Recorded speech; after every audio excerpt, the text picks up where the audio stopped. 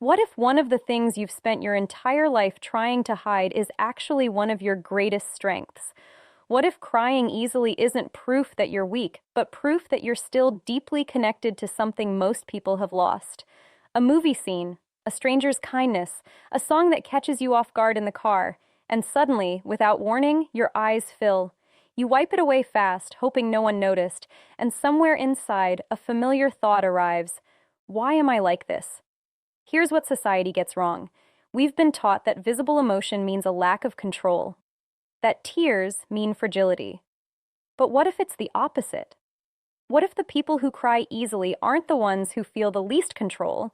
They're the ones who feel the most in a world that taught everyone else to go numb.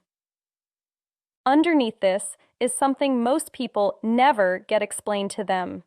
Some nervous systems are simply wired to register more tone, more meaning, more emotional undercurrent in ordinary moments.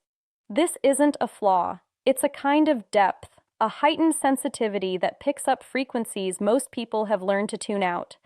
You're not overreacting. You're accurately reacting to something real that others missed entirely.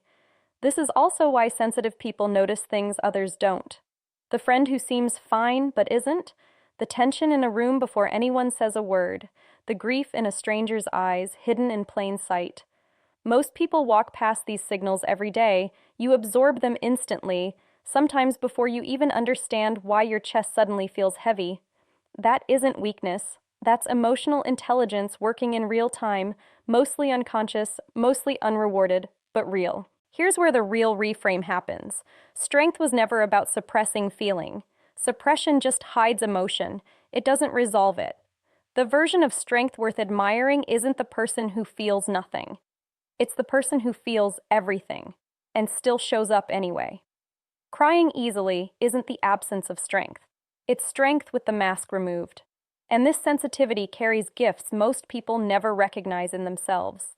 The deep capacity for empathy that makes people feel safe around you. The creativity that comes from feeling the world in vivid color instead of muted gray.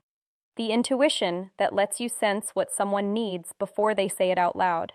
These aren't accidents. They're the natural result of a mind that refuses to skim the surface of life. So if you've spent years apologizing for your tears, excusing yourself from rooms, calling yourself too much, maybe it's time to understand something different. The goal was never to feel less. The goal is to understand what you feel and let it guide you instead of embarrassing you. Because the people who cry easily are often the same people who love the hardest, notice the most, and understand life on a level most people never reach. The world doesn't need fewer people who feel deeply. It needs more people brave enough to stop hiding it.